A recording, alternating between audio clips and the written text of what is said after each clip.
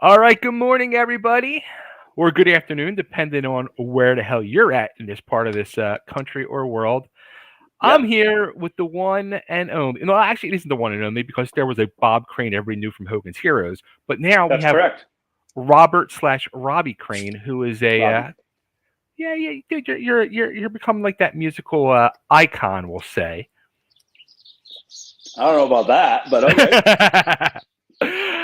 Anyway, he's with the Black Star Riders now. You might have heard this little band, um, but we're going to get into that. They have a brand new album out called "The Wrong Side of Paradise,"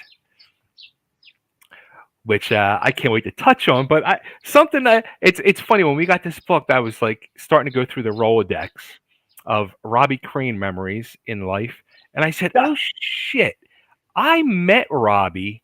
And then I looked this up earlier. I was like, "Oh my god, it was 20 freaking years ago." When you were Yeah. playing with Adler, you did a quick little run, and you guys played in Philly.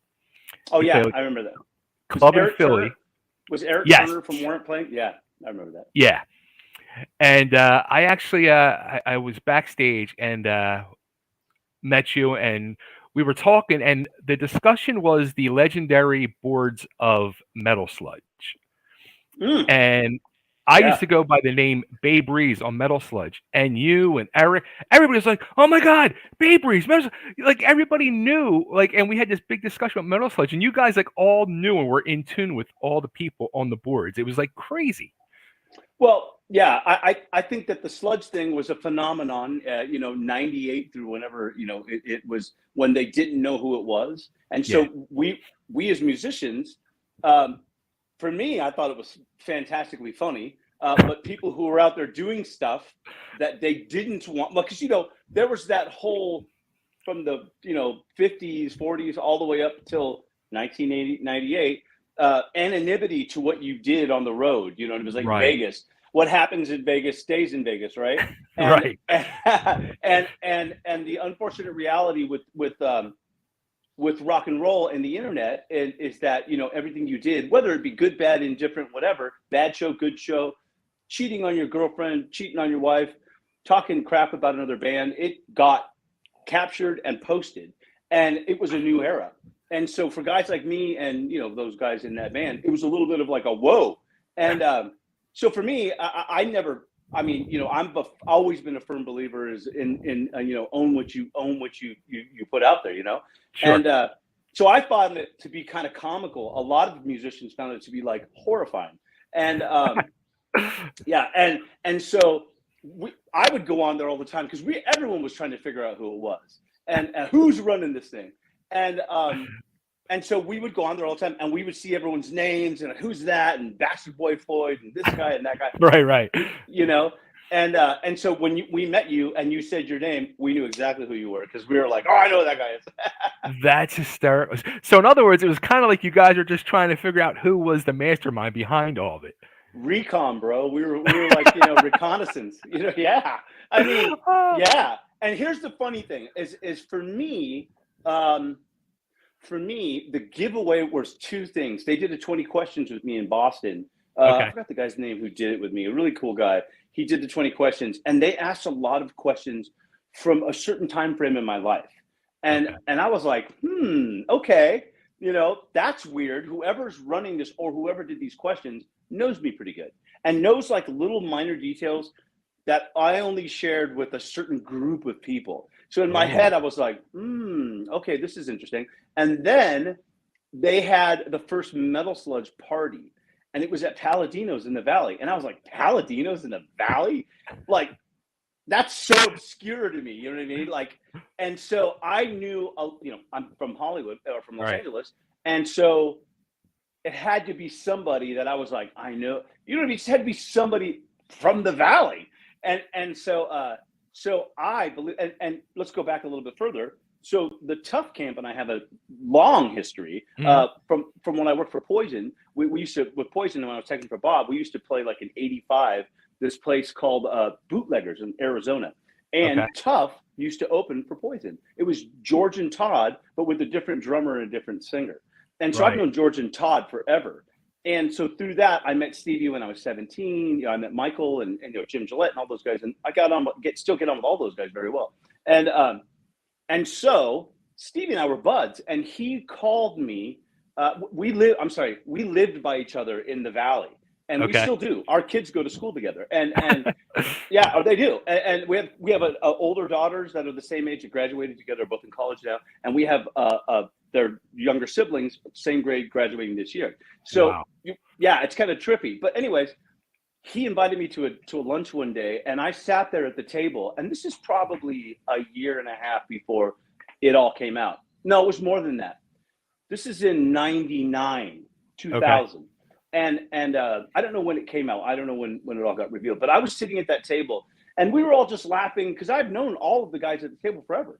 And we were laughing, and I swear, and I told Stevie this later, I was looking around, and I was like, these guys' sense of humor, because I've known them forever, seems to parallel a lot of the stuff on the site. But there was this, except for the negative mean stuff, like all of the really mean shit, I was like, these guys aren't facetious like that. They're not shitty like that. They're funny, and they'll get a good giggle out of a few things, but they're not shitty. And so lo and behold, as it all came out later, we found out it was this videographer that was the Bastard Boy Floyd, the really shitty one.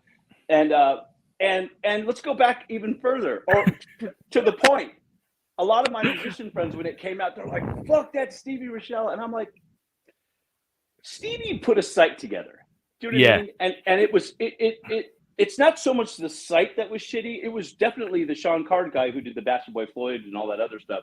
But it was this message board, the outlet, the people that posted that shit, that really, in my opinion, and they went after me, dude. I mean, I hardcore. But again, no, I seriously, to this day, people, my wife and I just shake our heads sometimes. But I just took it in good fun, and I took it in.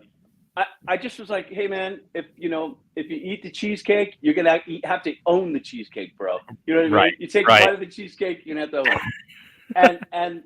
And that's just how I saw it. A lot of musicians didn't. A lot of you guys got divorced, for their extracurriculars, and maybe for the better. And but yeah, so that's how we knew who you were when we met you. Back to the original thing. That is hysterical. Yeah. So that's my take on Metal Sludge too. And people, to this day, it's a point of contention for a lot of musicians. They ruin touring, and I get it. Yeah, to a degree, there was an anonymity and a pirate ship kind of mutiny on the bounty kind of thing coming into some Polynesian port every day. It was like land yacht sailors. And I mean, but I toured in the great era. Well, not the 70s were like the great era, but like I toured with Poison, 84 through whatever, and it was killer.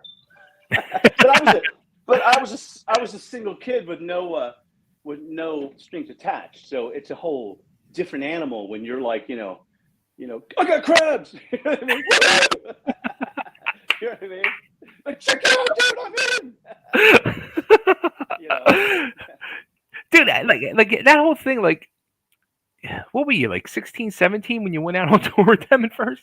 Well, when I first started working for Bob Dahl, I was 15, and 15, and so I met those guys when I was 15, and what a nice bunch of guys, and I say this to everybody about the Poison guys. I don't know if anyone, you meet them, the public persona, right, and like Brett and Ricky and Bob and CC as well.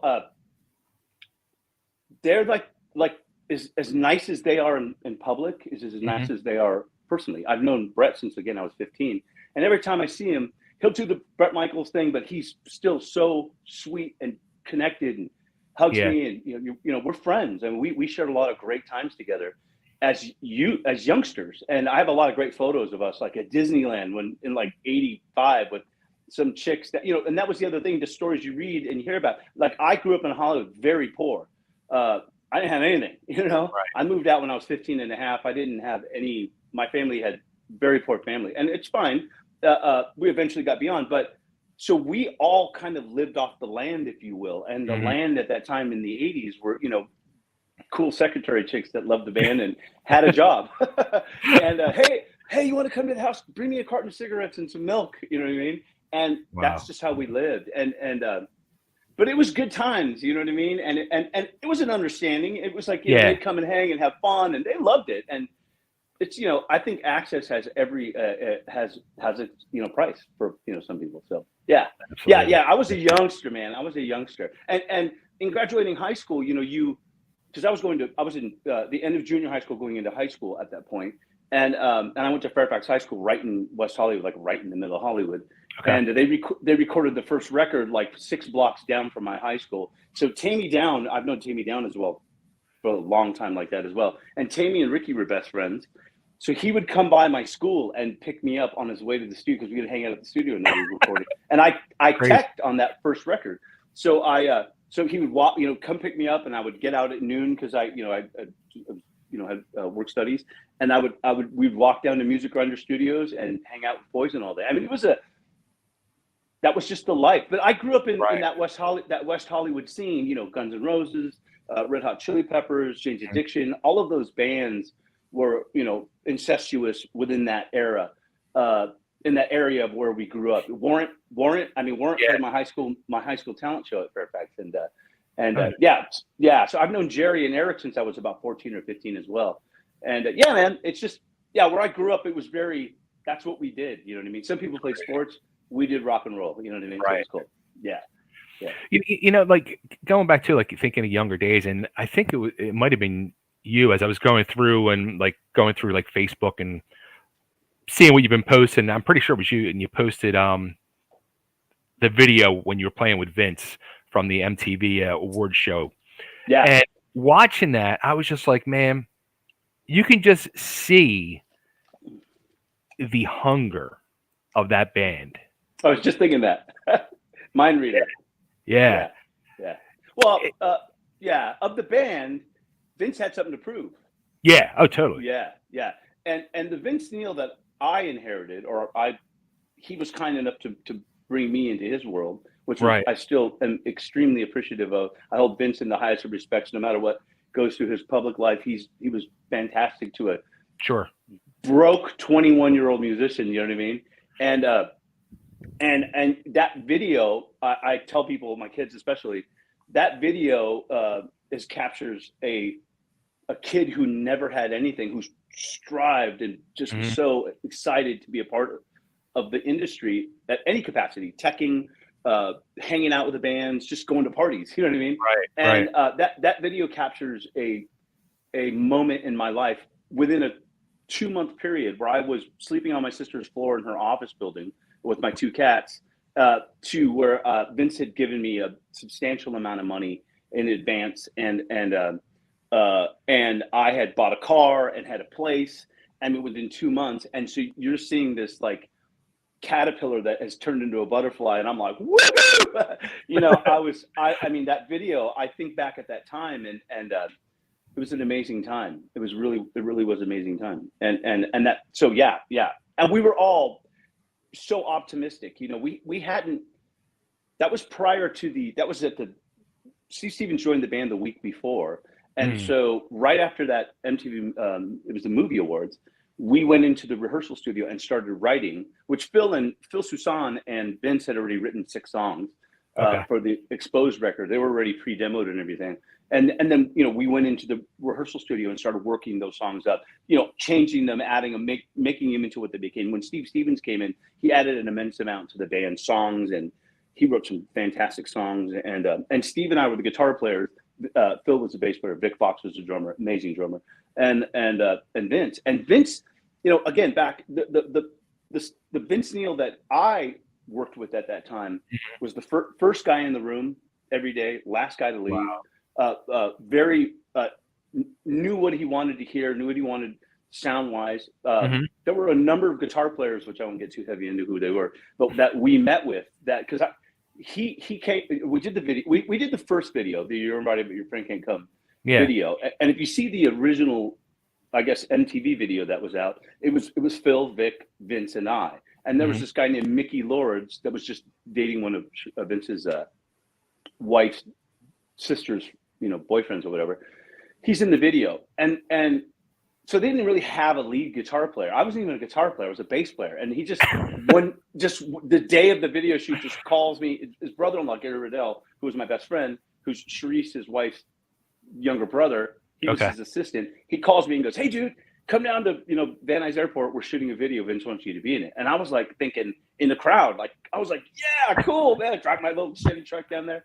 And Vince is like doing donuts at the airport in his white Testarossa. And I'm like, wow, this is killer. And I get out of the truck and Vince is like, "Where's your guitar at?" And I was like, "My guitar?" I go, "Well, I got my bass. It's in my truck." And he's like, "Grab it, dude. Come on." He's like, "You don't have a guitar?" I go, "No." I'm like, "Do I need a guitar for the?" I didn't know you. I thought it was like an AC/DC thing where right, like the whole crowd or something. No, I got a bass. I was like, And so he goes, "Well, come on in, dude." Gibson gave me a bunch of guitars. So it was like racks of Gibson Les Pauls, and I said, "Pick a guitar." And I was like, "Oh, cool, man." I was again still thinking I was going to be in the crowd, And it wasn't until I got in the room and they were working up the song that I realized that, wait a minute, he wants me to be on stage, and mime guitar. Now, as a kid, I played, my dad, my uncles, all of my family played music. So I could play guitar. I mean, I would never play guitar in a band, but I could, I knew every Motley song on guitar. Because I was in Hollywood in the early 80s, Motley was like the band that, Rat and Motley, and they were the bands that made it. And so we were they were like our hometown bands, if you will. And so I knew every Motley song. And I was a massive Motley fan. And that's how I got the gig. Isn't that crazy? And so when Steve joined the band that week before the MTV Video Awards, we hadn't even worked on the Exposed record yet. And so you see that the capturing of that, the optimism in that band, the energy in that band. Right. We were all so excited. We'd just gotten a massive record deal with Warner Bros. Or Vince did. And we had just gotten, he gave me $50,000 the first day I joined the band. In 1992, that was a lot of money. Yeah. And especially to a kid who had never had more than $500. Right. And so I was, man, it was a cool time. And I will forever be very grateful to Vince for that opportunity. And I still, think very fondly of that time. Things got funky later because we all, as I was again a young kid. We all got into. Started to drink. I mean, and I come from a long line of alcoholics in my family, and I would never drink up to that point. I mean, a little bit, and then I started drinking. You start doing all of the things. I never fell into drugs, thank God. You know what I mean? Other than a little weed here and there, I never fell into drugs. But a lot of guys did, and man, and it was a fantastic time. So that video captures. That optimism. I had to go back and watch the actual video now and particularly watch you. Now that I know the story behind it. Yeah. And the funnier thing about that is I just came in I was really, because I'm although at the time I was like 19 or 20 in the 88, 89. And so although I grew up in the glam era, I was really into metal. I mean, I was in a metal band when I was a kid. I loved Metallica, Armored Saint. I loved all those bands. So when Alice in Chains record, everyone's like, "Oh, Nirvana." I was like, no way, bro. When Alice in Chains Facelift came out, that changed it for me. So I was a total Alice in Chains head. I would, people, this is in 88, 89.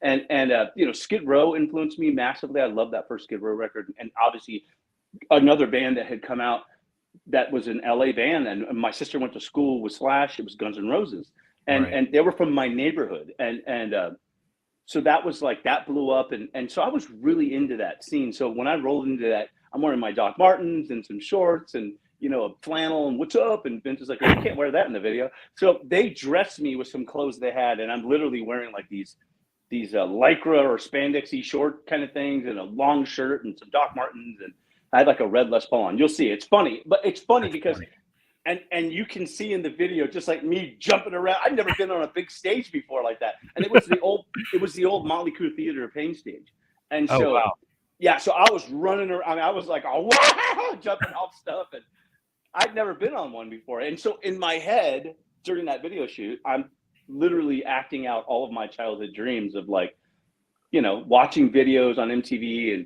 Oh man, if I ever got the opportunity to be on a big arena stage, I'd go crazy, and I did. That's freaking crazy, dude. That's funny. Yeah. Holy shit. Yeah, I look at that's there's a exposed gold record right there from the exposed record. Yeah, funny. Wow, that's freaking Yeah, crazy times, man. Crazy times. absolutely. So, all right, so that like, all right, here's a weird question I got now about the whole Mm, Black Star Riders thing. So, I sure. guess it's about a year, maybe even a year and a half ago. Scott Gorham, Thin Lizzy legend, um, decides he's going to leave Black Star Riders. Now, me personally, when I heard this, when he said he was leaving to reform Thin Lizzy, I was like confused. I was like, I thought technically Black Star Riders kind of conformed into from Thin Lizzy and the Black Star Riders, and now he was going to go back and do Thin Lizzy. But Mm, mm, in my opinion, it's kind of the same band, especially that he says that Ricky is going to be still in mm, Thin Lizzy. So, mm. and then I hear that he's going to join you guys on the upcoming tour for some shows. So I'm fucking confused, dude. What the hell's going on? Yeah, yeah, man. I had during the pandemic, the big Wait, pandemic. are you confused? That's all. Are you confused by it? No, Okay, no, no. clear it up.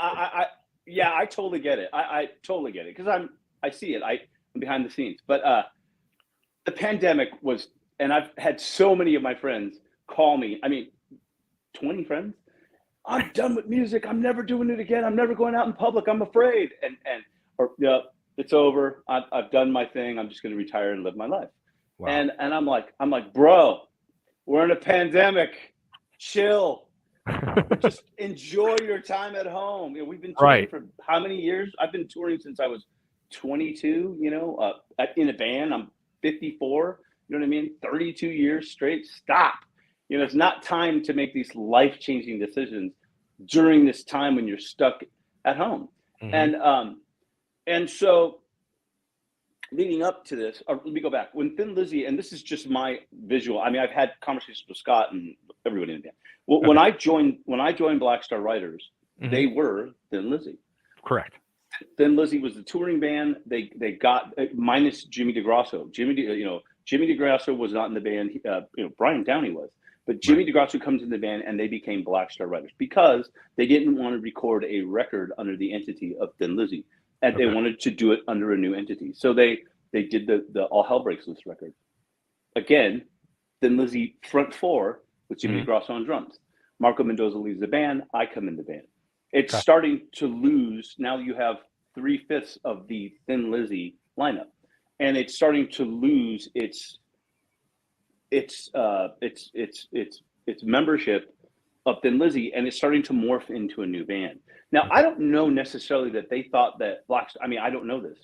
You'd have to ask Ricky or Scott or those guys. But I'm assuming they didn't really realize how far this Black Star Writer thing would go. Mm. And so into the second record, we started to gain some traction and momentum. We actually had a #1 single with Finest Hour in the UK. And so that turned into like, oh wow, this thing's really starting to take off and gain its own thing. Right. So in 2016, they had an opportunity to do more Lizzie shows. And the quandary was, do we use Black Star Writers, Robbie, Jimmy, Damon, Ricky, and Right. Scott, to go out and be as Thin Lizzy, or do we differentiate the two things as it's eventually morphed into, Right. and continue to do records under Black Star Writers and ride the momentum that we've gained into Hmm. this third record? And so we made the decision not to include Jimmy and I. And I was the first person saying, no, I don't want to be a part of that. I want to do. I joined, but me personally, Robert, I joined Black Star Writers. I joined because I love the songs. I love the Hmm. music. I was playing with a pop artist at the time named Daniel Powder, the Have a Bad Day guy. Have a Yeah. bad day. Yeah. So I Right. was not doing rock and roll at the time. I was like really digging the pop. I just done the Country Music Awards. And I was like in this other scene, kind of got my foot in it, which was hard to get into. And I was doing fine. I was touring and doing work. And so I really didn't want to join a rock band at the time. Hmm. But the songs to me, Judas and all these cool songs, Kingdom of the Lost, I just remember going, wow, like I haven't heard a rock band in forever that had that lyrical content that I love and Right. that had that swing and feel of a Lizzy-esque band. And so I absolutely was fantastically floored to be a part, asked to be a part of it. So as the band progressed and into 2016, they had these dates. We all backed out. They got who they got? Scott Travis and who they get? Oh, Tom Hamilton, and they went and did Lizzie. I was like happy for my friends, like, you know, they're doing Lizzie. That's a different entity now than Black Star Writers, and that's what we were trying to establish at that time. Fast forward, you know, Damon eventually leaves the band in 18, and we bring in Christian Martucci. We do 2 records with Christian. That's kind of where we're at now. Jimmy DeGrasso leaves. We bring Chad Saliga in, and it started to be more about Ricky, Scott, and I. And Lizzie kind of was like faded into the back, you know, into the back, and so we were just, that was our focus was Black Star Writers. Now around 2019, Scott had come to us and said, you know, it's a lot of touring, bro. You know, we had done in 17, I think we did like 60 something shows in Europe. And that's a lot of touring for, you know, somebody at Scott's ilk. You know, it's a lot, but he knocked it out with us. He was killer. And so he was wanting to, you know, take it a little bit, take it a little bit slower. And so we were just going to see how it went into the next record. Well, I think at that point, before Another State of Grace, Scott may have been like not so sure that he wanted to be involved, because he was just, you know, wanting to do Lizzie again. And I get it. That's his thing. That's his band. And I totally respect that. So he did the Another State of Grace record with us, and it was an amazing experience. And then the pandemic hit. And so I think that Scott was wanting to slow down a little bit with regard to that, not necessarily from playing, just he wanted to focus on Lizzie. He felt like he had some unfinished business with Lizzie. And I think that that's fair. And just so happens him and Ricky still share that together. And so Black Star Writers is its own thing now. Since 2000, I don't know, I would say 15, I think that was when it really, like, everyone said, wow, this has got legs, and you know, it's its own thing. So I think that that's when it became its own band, and Lizzie slowly but surely faded out. And like we've seen, they've done Lizzie to pay homage to it, and Scott really doesn't want to lose, you know, the momentum that he's gained with Lizzie, because that's his band. And so fast forward, pandemic, end of the pandemic, Christian Martucci, we knew from the beginning when he first came on with us through our producer Jay Rustin. We knew he was in Stone Sour and in Corey Taylor's band, and those were his priorities and his focus. So we were, you know, cool enough to get 2 records out of Christian. So we kind of knew going into this cycle that he wasn't going to be a part of the touring aspect. Right. So we had a decision to make, crossroads. You know, it's Ricky and I, in essence, at the end when after we finished the new record, Wrong Side of Paradise, and we were like, what are we going to do? You know, touring wise, how do we want to move forward? And it was Damon Johnson for me. I know our managers came up with. I was going to say, did you call Damon up and see, like, are you done with Skinner? Are you done with? No. We always talk, Damon. This is the more important thing. I think he's fantastic. The more important thing for me is that I've left a lot of bands where they've imploded and people just don't talk. To this day, some guys just don't talk, and it's a musician thing, you know. It's pride and ego and, you know, whatever. But with Black Star Writers, we all talk, if not weekly, monthly. You know, Damon. And we still have business together. You know, we're all partners and stuff. So so Damon and I were talking one day, and he brought up the idea of a 10th anniversary tour. And at the time, we were in the middle of recording the Wrong Side of Paradise record. And I was like, oh, yeah, 10th anniversary. Yeah, man, that'd be kind of cool. You know, we can all do it together. It'd be kind of fun. I was like, yeah, that's kind of cool. And I was like, well, yeah, let me talk to the guys about it, and we'll see where we're at. Well, it just turned out Damon got the Skinner gig, and Brother Kane hit. And I mean, Damon is like, he's gone like, you know, and thankful for him, man. He's a brother, and I pray for him all the time. He's my bro, and his family's fantastic. And so that, for me, got the ball rolling. Our managers had approached it with Ricky and Scott before I even talked to them about it. And we said, hey, you know, why don't we celebrate our 10th anniversary? So we were hoping to get Damon involved. Scott and Jimmy were on board. And that's where we're at today. We're celebrating the 10 years of Black Star Writers. Just so happens to coincide with Wrong Side of Paradise. But it is solely for this February run. Now, Jimmy and Scott are always welcome back anytime they want to come and play with the band. I mean, they're a part of the legacy. Damon, Marco, all of the band, Christian, all of us. Chad too. It's a tight knit family, these guys, and we really are appreciative of everything that every member in the band, the recording members of the band, have brought to it. And the other positive is that we met this guy Sam Wood. He was opening for Black Star Riders on the Another State of Grace tour in another band, and when he came out, their band, I don't really watch the opening bands all that much because I'm just off doing my own thing. And we watched him a couple times, and I'm like, that guitar player is cool, man. He's like young 30-year-old kid, right? To me. I know, but I mean, the guy's like Paul Kossoff, dude. He's like 70s, cool, like badass, and we would watch him every night. And so I was like, in my head, keep that guy in the Rolodex because one day, you never know. And so the opportunity came about. We were like, that's the guy. Find him. Let's get him. Our managers knew him, so we got him in the band for the touring aspect. He hasn't done a record yet, but he's done some shows with us now. 2 shows we've done with him, and we hope to keep him. We hope to keep him involved for the future because he's fantastic. He's a really good guy. So we're doing the 10th anniversary because Damon's booked. Sam is in essence taking Damon's spot or filling his shoes for the tour. But Sam's in the band, so it's Ricky, Sam, Zach, and I that are in Black Star Riders now, the 4 of us. And Scott and Jimmy are coming in for the tour to celebrate the 10th anniversary. And then we continue on through the summer and through the spring and all that, and the fall and do what we do, Yeah. Awesome. I know it is confusing. And it's a product. I know that we're beyond the pandemic, but it is a product for a band like us, because we all live in different states and cities and countries. It's just happenstance how the ball rolled. You know what I mean? It's just and we would love to have had the record out a year ago, but the truth is the market was so flooded with, everybody coming from the pandemic. I was going to say, why was it like, the single out like 7-8 months ago and now the album's just coming out? Well, we also changed record companies, and it's, again, by happenstance, not by anything. Our contract had run out. We had extended for the second 2 records, and we fulfilled it. And so our label got bought out by another label. We were on Nuclear Blast, and they got bought out by conglomerate. And, when things change, things change. And so we had a decision to make, and we had a lot of friends at Earache, our new label, Digby and Al and everybody and Jenny and we were like, we love these people. They're fantastic. They love the band, and they just kept coming to us, going, not trying to poach us from Nuclear Blast, but if we ever get the opportunity, we'd love to work together. We'd love to work together. And we had the opportunity, and so it's been a fantastic thing. So there was some business in there that we had to adjust and figure out, and that's why we ended up where we're at. You know what I mean?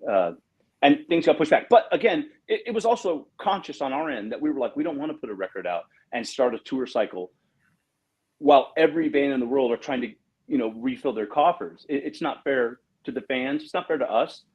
And we just didn't think it was the right thing to do. That's truthfully where we're at. And we're all cool. Like, we don't put the financial pressure on Black Star Riders, where it's like, we got to work. It's just, right. We don't put the financial pressure on that. And thankfully we're in a position that we don't have to. So it's good. That's awesome. Yeah. It seems like, to me too, like the mentality, and I don't know, maybe like you were saying, maybe from the pandemic, especially the last couple of years, but with the merry-go-round of members in all bands anymore. Let's face it, it's not just Black Star Riders. Yeah. It's all bands. Yeah. It's like I look at it now and I think to myself, it's almost like sports teams. Like when a player gets injured, it's next man up, and it's kind of like almost like you were saying, like the Rolodex, and who's on the Rolodex and who are we calling and who can we get in that spot. Yeah. It's unrealistic to say the 70s and 80s, people fell in love with the individual members. Yeah. But there are some bands like Foreigner, and I have a lot of friends in Foreigner, and we've toured with them, that you couldn't name all of the original guys. You can name 2 or 3, but you can't. Yeah. And then if you saw them in a room, would you recognize them? Right. It's a lot of people, unless you were Zeppelin or, The Who, you couldn't name every member in the band. And in the 80s, it became more of an image thing. And who was on the screen is who you expected to see at the concert. and it wasn't necessarily who was on the record, and that doesn't mean anything to me. I think a lot of bands were wrongly shortchanged, and I'm guilty of being one of the players that replaced some stuff on some of those records. Hmm. But a lot of bands were shortchanged by lazy producers. Mm. Yeah, and that's my opinion. Some of these producers just didn't care to invest in these new band musicians that maybe one guy wasn't as advanced as the others. And think about this. What if Mike Klink felt that way about Guns N' Roses? Right. You know what I mean? I don't like the way the drummer swings. He misses a few parts. Let's get a ringer in here and nail it right on the grid. Would Right. that record have sounded like that record? Mm-mm. Mm-mm. Mm-mm. You know what I mean? I don't like the way the drummer in AC/DC just doesn't do a lot of fills. We need somebody who needs more fills. Let's get Mhm. him out of here and get a guy more on the grid. You know what I Right. mean? Right. But these producers were like, no, I've got a guy that'll come in and knock it out in 5 minutes. I have dinner at the Rainbow, so let's just get this guy in here. Rather than spending another hour with this kid to Mm. get him, you know, I never dug that. And I saw it. I was a part of it. I was in bands where we're like, that guy's not cutting it. He's leaving the room. Let's re-record his parts. And that's what happened. That's what happened. And it's all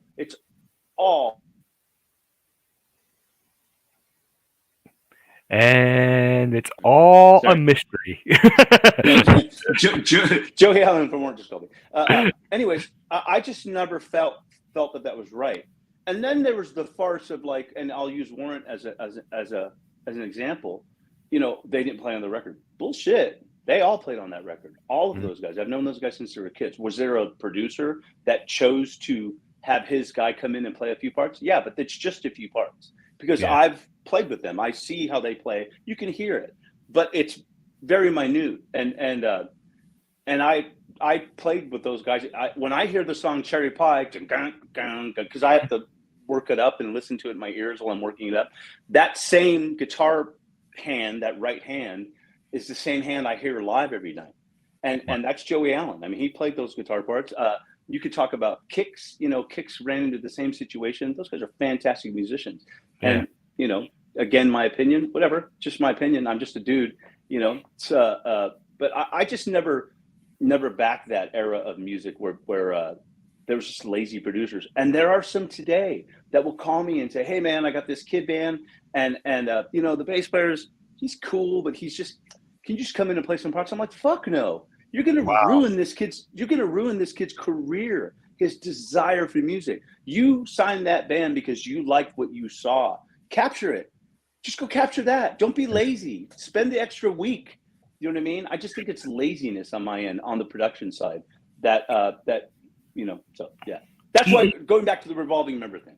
You know what I mean? That's what I'm solely speaking of. So not all those guys in that era were given a shot, and whether they were great or not, I mean, you could say that people would say that about Nikki Sixx. I disagree. Right. I think Nikki was a badass. You know what I mean? Back in the day, and if you listen to those early records, he plays some great stuff live. Like if you look at the US Festival and some of the stuff he plays at the Yeah. US Festival, killer. He's killer, and image, talent, killer player. I mean, I'm a massive Nikki Sixx fan as a kid, Yeah. Mhm. and a lot of guys, wow, he's not Geezer, he's not Getty, but yeah, bro, but he's Sid Vicious. You know what I mean? And Yeah. that he's badass. When I was a kid, I was like, yes. I learned all those records on bass. So when I played with Vince, I was like knew the guitar and bass parts. I was like, yeah, dude, what song are you gonna play? On with the show, let's go. But okay, but how about like even like you were saying like with Warren? Like I know you filled in some shows for Jerry, and you recently did back with Steven for some stuff. Yeah. Um, when you get that call, I mean, do you like get in a room and rehearse with the guys at least once, Yeah. or is it just like, all right, on stage, I know my parts and let's do it? Correct. Yeah, correct. I did a Skid Row. I slept for Rachel Bowen one time. They just called me a couple days before, and I just showed up at the sound check and played the show. Yeah, I mean, listen, we've heard these songs. We've heard these Maybe songs, once or twice. and yeah, and we have YouTube, which is fantastic because you can get the endings and the middle breaks and extended parts. And so, I have not musically trained. picked it up as I didn't have, any sort of foundation behind it. It's just a natural drive. And to this day, I sit right here in this little area and I just, give me a song and I'll learn it, and that's what I do, and that's just, you have to have the balls to be able to get in the ring. And that's the deal. And I am tenacious enough and driven enough and have the balls and a little bit narcissistic enough to be able to just go, fuck yeah, dude, give me that shit. I'll get up there and play. I don't rehearse. I mean, rehearsals are kind of a thing of the past. Although I just did this Chris Angel birthday show and I had to play with 10 artists with Rob and Xander and everybody. And we rehearsed for that. And, thankfully we did. But it's just, you get hired on how you show up. It's more of a personal pride thing, a personal self-respect thing. I don't want to come into a room and be embarrass myself.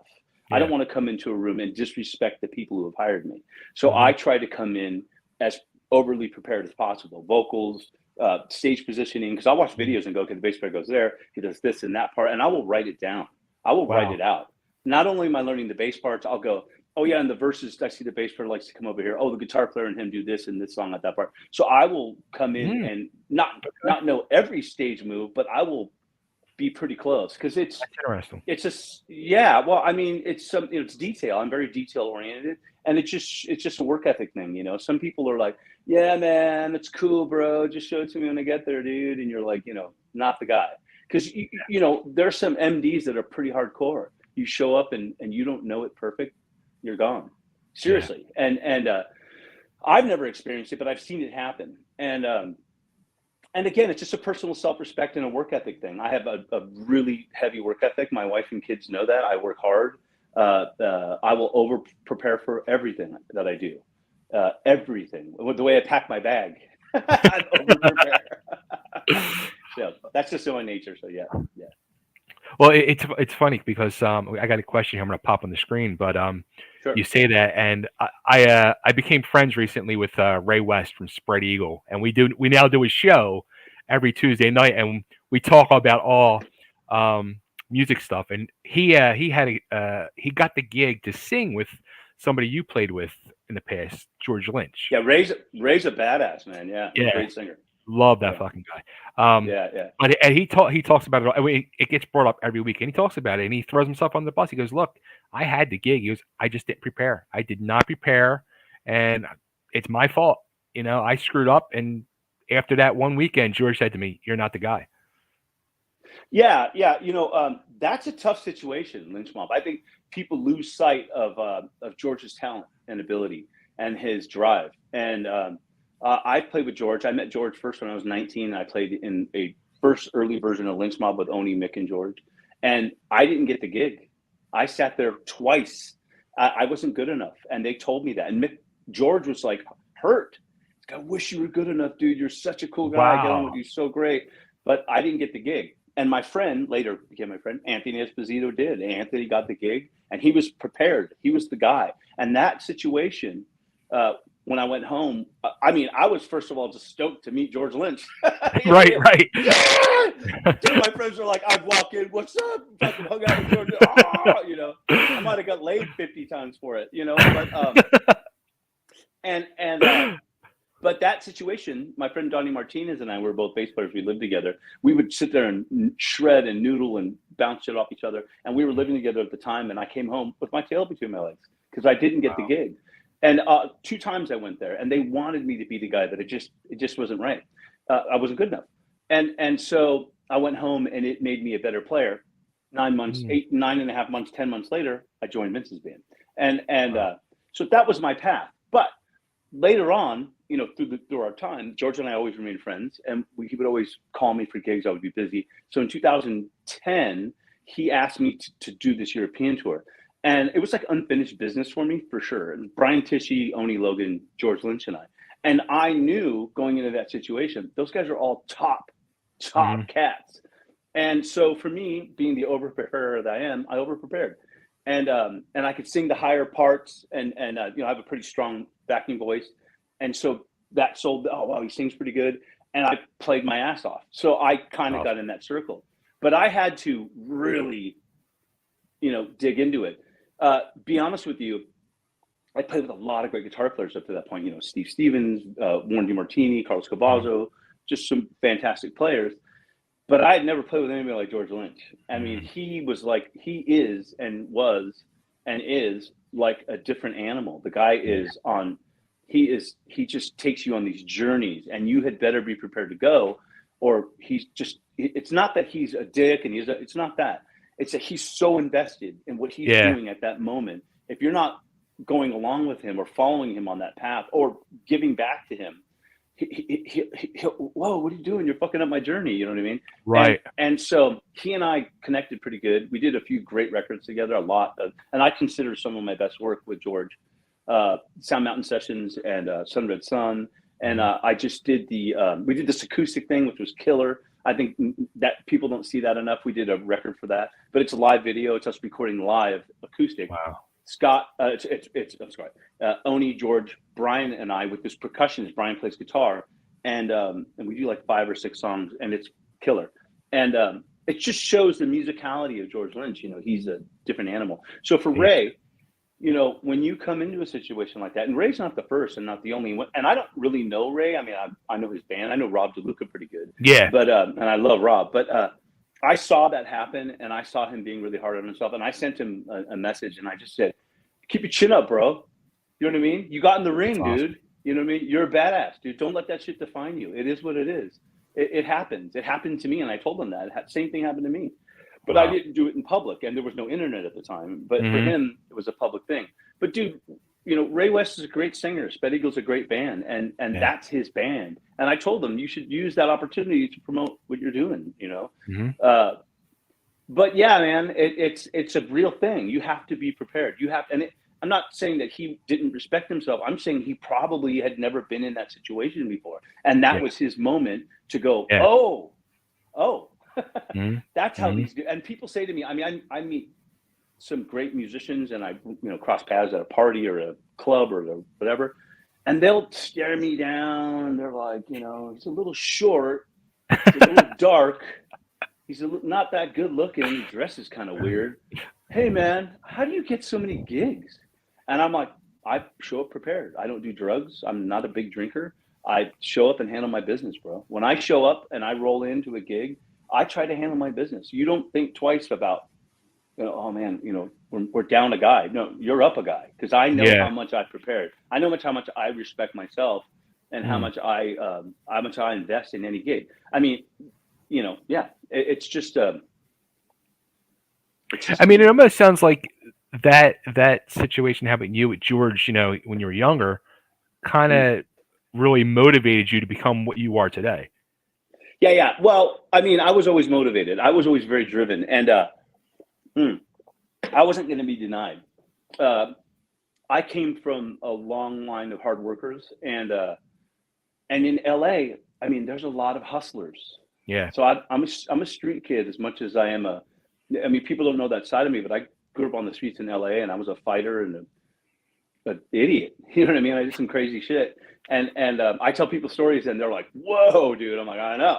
And so, fight or flight, survival kind of lifestyle and mentality. I could have went the drug way. I could have went the hustler way. And I have those skill sets because I grew up in it. And so I chose not to be the smoke and mirrors kind of person, although maybe I was when I was a young kid. When I went on the George thing, it absolutely kicked me in the butt and made me say, but that was also, I mean, although I had been around Cinderella, like on that first tour, Eric and Bob Dahl from Poison, and all these musicians that got record deals and that were big, and they influenced me immensely, especially Eric from Cinderella. Like Eric, I would watch him play, and he played Taurus pedals like Geddy Lee, and he played great, and he sang killer, and I was like, God, that guy's badass. Like, he's not just a bass player. Yeah. And so I and I'm not ashamed to say it. I mean, guys like that, I was a product of my surroundings, and they inspired me to kind of do my own thing. And so when I left Poison and stuff, I think I was 18, I got into bands in LA, and I played in bands prior to that, 14, 15, but then I started working for Poison, and I just kind of lost focus. And then I said to Bob Dahl one day, it was on the Rat Tour, I said, I want to do this. And he was like, I mean, he could have been like, it was like 2 days before we were supposed to go on tour.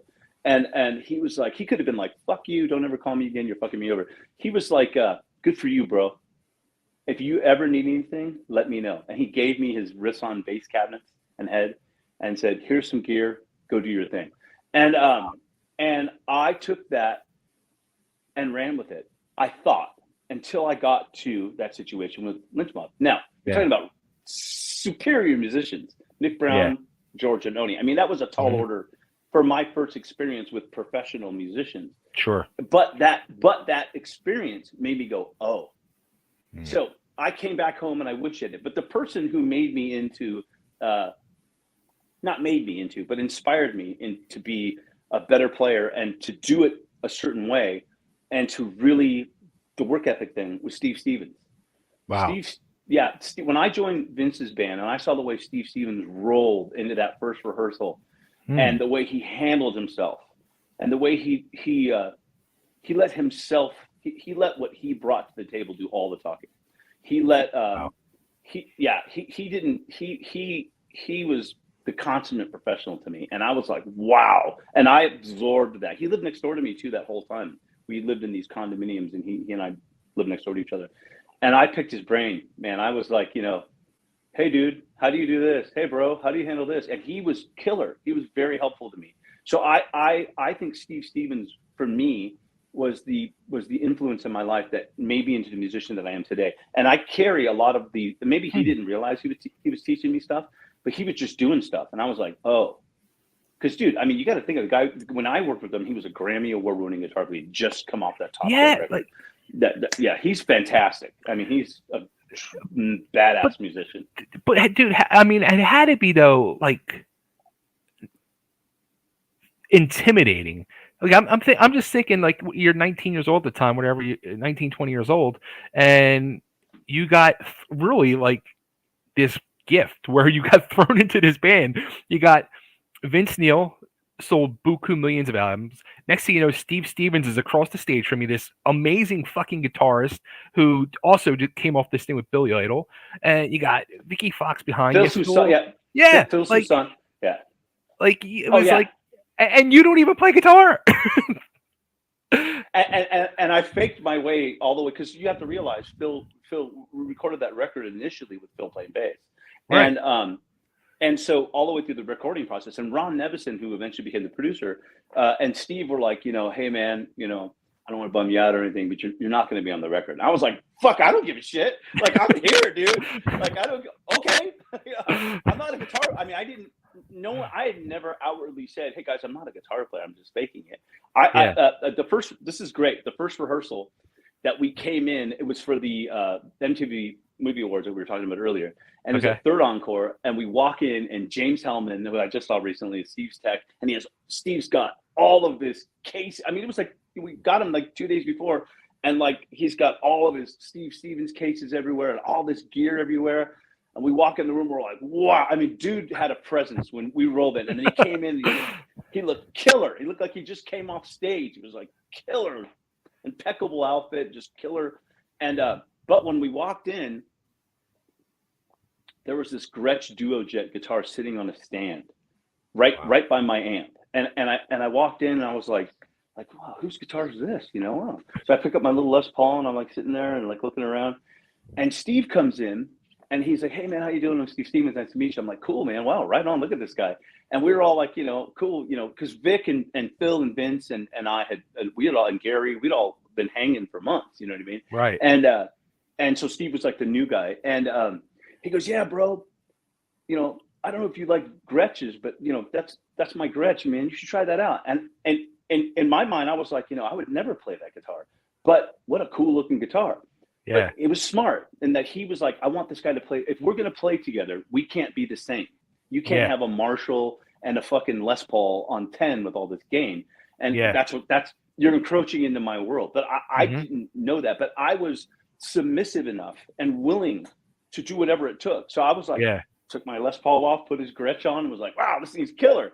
Played it through my little Marshall amp. Eventually I got a Vox AC30, and it sounded fantastic. And so he without being, hey man, you're gonna play in the band, he was totally cool and very suggestive as opposed to forceful Right. with any suggestions for me. And it made me a better musician. It made me understand that you can't come in there and just, you know, bulldog your way through stuff, you know, and Right. be disrespectful to people. He, you know, just be respectful and do your thing, you know, and that's how my tenure with that band, you know, played out. And so it taught me a lot, but I thought Steve was very influential. And to this day, his bass, now Steve's on that first record. Steve recorded a lot of the bass on the record. Mm-hmm. And then Phil eventually went away, which sucked for Phil because I like Phil and I'm buddies with Phil now still, but hang on, I lost power on one of my ears. And so now, you know, Steve recorded a lot of the bass, and then I eventually played on a couple of songs on the record because we were the guitar players, you know what I mean? And so we auditioned a bunch of bass players after that, which people don't think understand. We had probably like 10 different bass players we auditioned. We ended up with this guy, Jay King, that was in an LA band called Brunette. He was going to be the guy, but for some reason it just didn't pan out. And I loved Jay. Jay was a great dude. And then we did this party one day and I played bass and Steve was like, hey man, you can play bass pretty good. I go, I'm a bass player. What? And so that's how I went back to bass. Yeah. So that's that's funny. Yeah, Wow. yeah, kind of a trip. Yeah. You know what's even funnier? You have an album out, and we haven't even touched on it. Dude, I can talk the panties off the Pope, bro. Our new record is Wrong. Sorry, the light's terrible. Wrong Side of Paradise. It's such a fantastic record. We like I was saying earlier, you know, we recorded this with Jay Rustin. Again, it's our second record with Jay Rustin, although Jay was involved in 4 records with us. He mixed our Killer Instinct and Heavy Fire records. And so Christian Martucci on guitar, Zach St. John, who's was a musician that worked with Christian in the past, did the drums on it, and just a fantastic time. We're so excited about the record. We've had, like you said earlier, a few singles drop already. A couple of videos come out, set up for the tour. It's doing really good right now. I don't want to jinx it. We're midweek chart placement in the UK, which is our primary market, and it's looking good for us. And we have this tour coming up in February to celebrate the 10th anniversary, but we're also doing a fair amount of the songs off the record. And yeah, dude, things are going really good. We recorded the basics, drums, bass, guitar at actually drums and bass only, I should say, at Dave Grohl Studio 606 in up here in Northridge, California. And then Christian Martucci and Ricky recorded the guitars at Christian's studio up in Oregon. And Christian did a fantastic job. I mean, he's a great producer, engineer. I mean, he's really coming into his own. His studio's killer. And so I highly suggest any newer bands trying to make a record to get in touch with Christian Martucci. He does great records. And then we did the vocals at Jay Rustin's, and Jay produced all that. And Jay's fantastic. So yeah, this record's great. We love it. It's our first record with Earache, who have been fantastic. We have a new video coming out very soon. And yeah, man, we're excited about the record. Well, the song I got to ask about, because when I was listening to the album, I was like, oh shit, they pulled that one out of nowhere. The fucking Osmonds. Crazy Horses. Crazy Horses. Dude.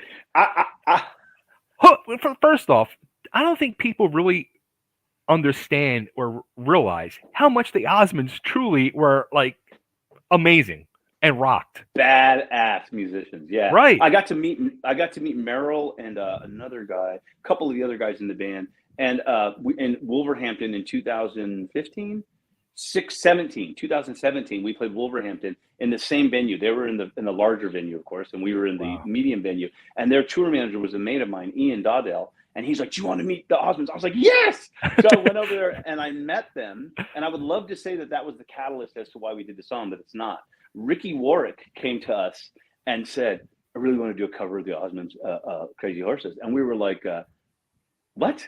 And we couldn't envision it, but we all worked it up. And so when we got into pre-production for this record, one of the first songs we played was that song. And before the verse even started, we were like, we're doing this song. It just sounded, Ricky's so R&B based, which a lot of people may or may not know about him, but it's just so fitting to something that Ricky Warwick would want to do. And Christian Martucci sings the second vocal on the record. I sing it live, but on the record, that's Christian's vocal. He just has such a killer punk rock. It's killer, you know. And yeah, we're really proud of how that song came out. It's an homage to the greatness, you know, of the Osmonds. And people don't. Some people are like the Osmonds. They had a metal record, Right? dude, and it was killer. And it inspired a lot of musicians. I mean, I've gotten so many emails and texts and stuff from people saying, "Dude, that record changed my life musically." And when you listen to it all of the songs of that era for them were killer. I mean, I don't know if they were consciously trying to fit into that era, the metal scene or whatever, because everyone remembers, all the Goody Two Shoes, Donnie Yeah. and Marie stuff, which I watched the show and grew up on the Sure. Osmonds. I love the Osmonds, and so yeah, it's a fantastic feeling to pay respect to a band that really influenced us all musically as kids. Yeah, That's awesome. That's yeah, ridiculous. yeah. Now, how about Better Than Saturday Night, which Joe Elliott helped out on? Now, Yeah. did you get to work with Joe at all? Like, I mean, come on, Joe Well, Elliott's a guy who wrote. Oh, come on, like what, 100 No, million yeah. freaking albums sold or whatever. And he's such a normal, cool cat. We've toured with them. You know, Ricky and Joe are best friends, and Yeah. Ricky was best man at Joe's wedding, and we've toured with them. And Joe's a fantastic guy. But no, Joe did it remotely. He recorded it himself. He has his own studio, and Ricky and him are buds. And Better Than Saturday Night, it's cool. Ricky always does this. First of all, anyone that's ever worked with Ricky knows this. He's such a fantastic writer. He's constantly writing songs, and he's such a wallflower and a sponge. He walks around. I mean, there's a song on our Killer Instinct record, the ballad "Blindsided," that he saw a couple outside the bus window that were kind of bums, and he was like, "Wow, what's their life like? What was their life before?" He just had this like vision of these people. So he comes in all the time. You have a record done, 15 songs, and he'll go, "I've got an idea." And that was Better Than Saturday Night. He came in at the tail end of the pre-production sessions and said, "I got an idea," and he just started playing it. And we all he played it like maybe like the first part, second part, and then we all just kicked in and started playing with him. And it was like, yeah, Ricky's a fantastic writer. He has a lot to say, and he has an interesting observation on world events and life. And so for me as an American, and most Americans, he's seeing our culture from Irish eyes, Northern Irish eyes, that has been through the troubles, had been through all of that, and he's also lived in Scotland and stuff. So he has this really interesting perspective of American democracy, life, our everyday life. And it's cool, man. I love that he has this interesting spin on it. There's a song called Catch Yourself On our record that I was like, what does that mean? It's I guess an Irish or European term for don't be so full of yourself. Like, stop being so narcissistic and being so self-absorbed. And that's at least what I understood the interpretation. And it's like, it's really cool to be in a band with somebody who's intelligent and is super talented, and Better Than Saturday Night is just one of those songs that, I mean, I was just listening to it yesterday, the entire record, because we do these records years ago, or a year or so ago, and that you live with mixes, and you write them, record them, you get sick of them. I mean, you don't get sick of them, but you get like, all right, bro, I need a break from this for a little while. And it's no different with any band or record that I've done. And so once it comes out, I'll take a listen again. And I just did, and I'm like, cool. You know what I mean? Probably shouldn't have played that in that part, but cool. You know what I mean? Because a lot of it, again, I'll tell you this, is live. I mean, we record live. Okay. So we get in a room and we just take a few takes, and Jay will either go cool or no cool, or don't rush that part, you guys, or and then we'll take a couple more takes. And so it's live, and what we do, and I think that's important to capture. That art of capturing live music is like I was saying about the lazy producers in the 80s. Yeah. In my opinion, they wanted it to be so perfect and so precise. They forgot what rock and roll and the inspiration of what rock and roll is about. I mean, Zeppelin would catch that shit live in a room, and it's killer. And so I love producers and record makers that are willing to take Jay Rustin could easily just record the drums once or 10 times, and I'll comp it and do the bass, and then I'll comp it and the guitars, and I'll comp it. That's not how he rolls. He just is like, do that shit live, capture it. He's into capturing the moment. And same with Nick Raskulinecz that we recorded our other two records with.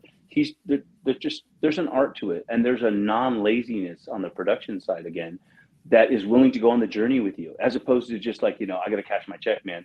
More time invested is less money I'm making hourly. It's, who's in it for the money? If we were in it for the money, we wouldn't be doing this. You know what I mean? Because a lot of it is a labor of love at what we do, So, yeah. Especially nowadays. Yeah. I mean, but listen, if you're committed to it and you are hardworking, you can make a great living at it. I don't have a day job. I play music for a living. I own a home. I have a fully functioning family, kids in college, and you just work hard, and just a testament to the work ethic theory. Some people are like, fuck it, dude. Fucking, I got screwed over, man. It's like, by yourself. You got screwed over by yourself, bro. You know what I mean? So. Well, how your kids are they like following in dad's footsteps, or would you say I think the music business is good for you to get into? Sure. I mean, you have to be willing to sink or swim. See, there's a misconception here around my area. People see me and they're like, oh, he's got a nice house, he's got cars, he's got an RV, he's got all these great things going on for him, and it must be easy to be in the music industry. And it's like, no. And parents will call me, Johnny wants to get in the music industry and play guitar in a band. I'm like, tell him to get a degree first. You know what I mean? Wow. Get a degree. I don't have a degree. I wish I did. But I encourage my family and kids and every parent, get a degree, have something to fall back on, and enjoy playing music. Don't put the pressure on it, because it's a fantastic thing. It kept me out of gangs, kept me out of drugs. It kept me out of all these other crazy things. And I'm so connected to it to this day. I'm still passionate about it. And people kind of laugh at me because I will sit, my wife knows, I will sit here for hours, learning some new theory, fifths. Oh, I've never thought about fifths. And I've been doing it forever. And I just every day try to grow my experience, because it is fascinating to me still. And it still is capture my attention and my eye. I don't look at my guitars or basses and go, oh, I got to go work this weekend. I look at it and go, dude, yes, I am a 54-year-old musician and I'm making a living at it, bro. What is up? Powerhouse, I'm blessed. Yeah. And that's how I carry myself into every gig. I'm just happy to be there and thankful to be there. And I try to do my best. So, I just love to play. And so I do encourage my kids to do whatever they want. I have two daughters, and they're both talented and awesome people. And so if they want to do music, cool. If they don't, cool. I love them and support them no matter what. That's awesome. Now this tour, like, why can't we get a fucking tour like this in the United States? Come on, Black Star Riders, Michael Monroe, and Phil Campbell and the Bastard Sons. Hello. I just come play Nashville. Just come play for me. I don't give a shit. Screw everybody else. Like, come on. What a lineup. Yeah. It's been a struggle for Black Star Riders in the States. And with any new band, all of the nostalgia acts are solid, and that they should be. They have a catalog of music that people really want to go and relive and enjoy and love. And a lot of smarter nostalgia bands are also doing records, in my opinion. I think that's a fantastic idea. Some bands are like, why do records? They don't sell. It's not about that. It's about perpetuating what you do. And it's we're musicians. You know what I mean? What did we get into this for initially? Did I get into it just to go on stage and wiggle my ass? Yeah. But I also got into it to have a musical outlet and to put stuff out, I feel very inspired about making records. I used to, when I was a kid, whenever we would go, I got a new song idea, I'd be like, fuck. Like, we got to spend the whole rehearsal working up some fucking idea that we may never play again. I was the opposite. I barely know the songs that we do now. You know what I mean? I started to fall in love more with the creative process as time went on.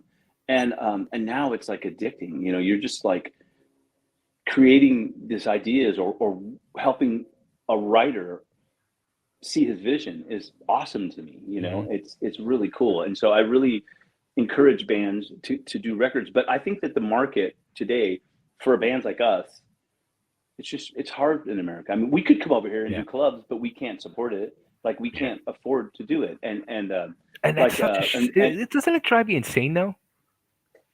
No, No. I understand it's business. It's a business, and people have to make a living, and they Hmm. have these venues that they can open their doors. It costs them a certain amount to open their doors. It Yeah. costs them a certain amount to run their business, and they have bills too. And Yeah. so they're literally sacrificing a night of their venue where they could possibly make a positive return. And I'm not saying that we're not going to give them a positive return. I'm just saying we have to be realistic about what we're doing. It's Yeah. our job Yeah.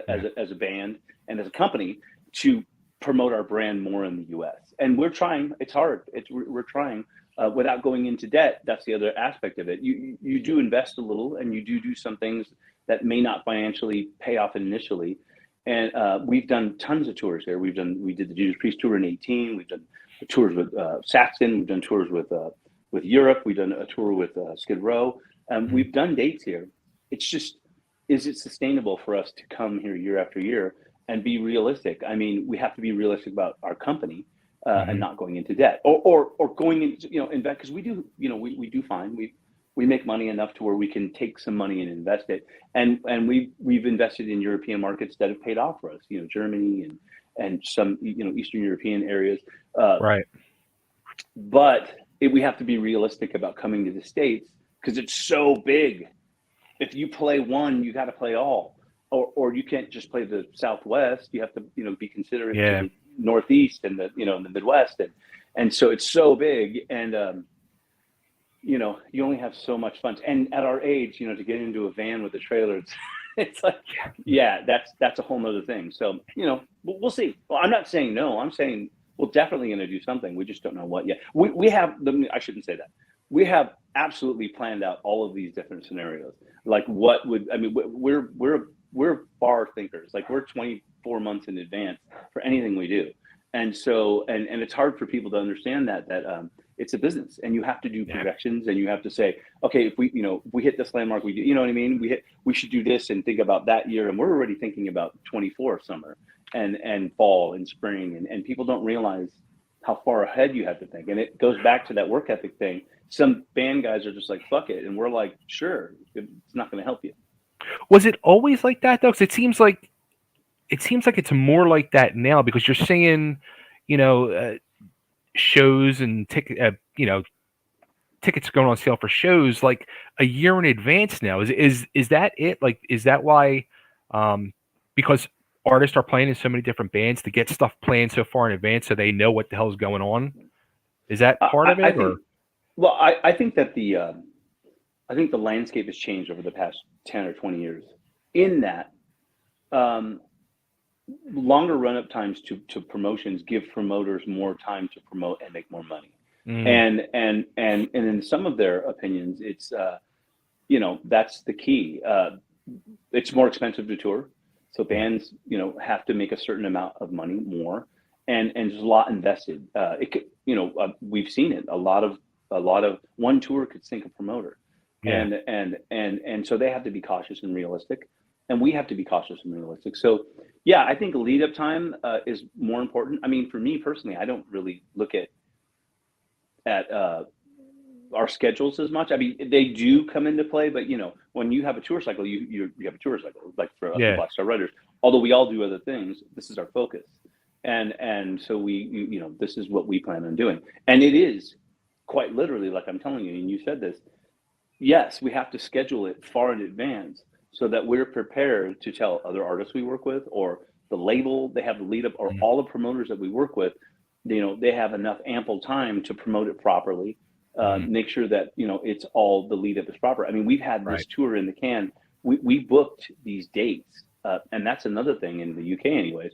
You have to reserve venues, and it's this is 2 years ago that we did this, like that we reserved these venues in this time frame. Yeah, Oh shit. yeah, year and a half, too, because of the pandemic. Everyone was out there. And our manager has the foresight to say, I need these venues for Black Star Riders this time frame, and he blocked them out. So it's, yeah, Hmm. it's because there's so many bands. It's not like, okay, I got 2 months, 4 months out, let's start filling our calendar. No, no, no, Yeah. no. These venues are booked years in advance, and it's just how it rolls, at least in the UK. And in America, I'm sure it's very close to the same. You know what I mean? used to be like when in the 90s and 2000, early 2000s, you know, January, you'd start kind of fishing around for dates for fall, for spring and summer. And that's not the way it is anymore. Yeah, no. Yeah. Yeah. Yeah. Crazy, crazy business. Yeah. But hey, we love it, right? It's the opportunity to do what we love, and we're willing to, you know, do what we have to do. You have to have like as you see, as you know, you have to have a business mind, and you have to be realistic, and you can't take anything personal. It's just business. And I tell a lot of people that just don't take stuff personal. I mean, I know I used to take stuff personal all the time. Sure. Like, fuck that guy. I'll never talk to him again. but you know, you have to be realistic. So yeah. All good. Absolutely. That's why it's called the music business.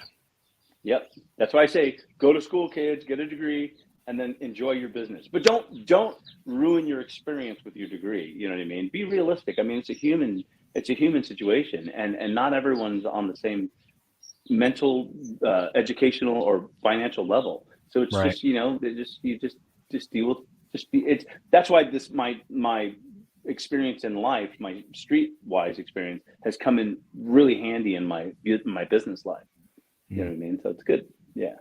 Cool. Well, dude, this has been an amazing conversation. I'm glad for 20 years we finally got to sit down and have a real conversation. After all these years, bro. Now, were you on Metal Sludge under a alias name? No, were you never. You were not hiding out under there? Yeah. No, I never felt like I had anything to hide. I never felt ashamed of anything I've ever done. I mean, maybe some stuff, but you know, yeah, I didn't really care. I found it to be all in good fun, and I never took it personal, except for one time when the Bastard Boy Floyd guy insulted my wife, and I was like, and I said this to him. I said, "Hey, bro." I said this in response to an email he sent me. I said, "I don't know you, bro, but one day I'm gonna find out who you are." And I'm not one to be trifled with, because I have experience as a young little fucking asshole on the street, and I will kick your fucking ass. I told him, oh, big talk. And then when I found out who it was, I sent them another email because I knew the guy, and I said, you know, remember that conversation we had, bro? I said, you see me, do you walk into the side of the street? Because I'm a fucking asshole. I am, and I'm not anymore. I mean, I'm an older man now, but sure, you know, you still have that anger and that angst, you know, and that absolutely. And yeah, some people just need a good fucking sock in the mouth, and then that straightens stuff out. But I'm not threatening anybody. I have no angst anymore. But in my youth, absolutely, you know, yeah. So yeah, it's all good. No, but I get it. I get it. I think it's fucking hilarious. And nowadays, you know, it's listen, you can have fun on the road and not do all that crazy shit. I go out with, like you said, with Warren. We have a blast. I mean, we just have a blast. I mean, I look so forward to those dates with those guys because we just have fun, and it doesn't involve all the other shit. It's just us, like, enjoying each other and having a blast, you know. Good. Awesome. It's all good. Very cool. All good. Good times. Thank you. Thank you, Robbie. Take care, man. Black Star Riders, it's out now, and all their whole catalog. Go get it all. Just our whole catalog. Just stream it, enjoy it, buy it if you can. Stream it, enjoy it. We appreciate any attention we get for it, and just some musicians playing some good rock and roll. So enjoy it. Wrong Side of Paradise. Yay! Boom. Take care, Robbie. Right, thank you, buddy. See you. Yeah, man. Bye-bye. Bye.